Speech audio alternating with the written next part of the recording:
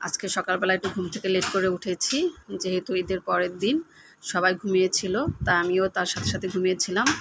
আর এর আগের দিন রাতে আমি জিজ্ঞেস করেছিলাম সকালবেলা কি খাবে, ওরা বলেছিল চাউলের রুটি দিয়ে মাংস খাবে।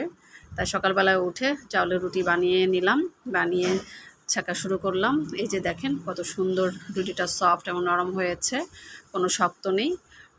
আগে অবশ্য রুটি বানাতে পারতাম না, তবে এখন শিখে গেছি, এখন খুব সহজেই রুটি বানাতে পারি।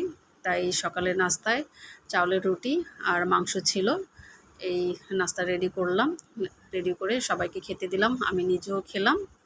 খাওয়া শেষ করে একটু বুয়ার জন্য অপেক্ষা করছিলাম।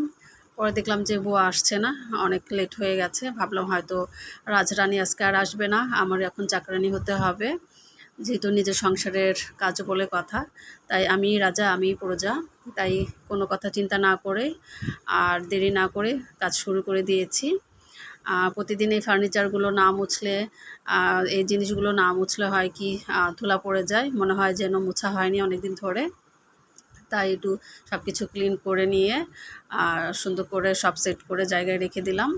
রেখে দিয়ে তারপরে আবার চলে আসলাম ঘর ক্লিন করার জন্য।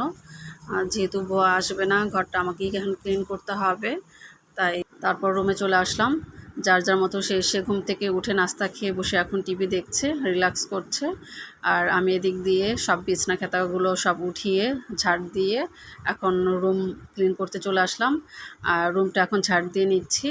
ঝাড় দেওয়া শেষ হয়ে গেলে এখন আমি চলে যাব কিচেন রুমে, যেহেতু দুপুরের আয়োজনটা এখনও বাকি আছে, দুপুরের রান্নাটা করতে হবে।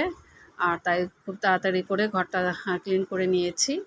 তারপর সব কিছু শেষ করে বারান্দায় এসে দেখি বৃষ্টি হচ্ছে, দেখে ভালোই লাগছিল। বৃষ্টিতে ভেজার ইচ্ছা ছিল, কিন্তু বাট পারলাম না। তারপর এক কাপ চা নিয়ে এসে চাটা খেলাম বৃষ্টির মধ্যে, আর বসে বসে লিচু খাচ্ছিলাম আর বৃষ্টি দেখছিলাম। এই তো আজকে সারাদিনটা ছিল, ভালোই কাটলো।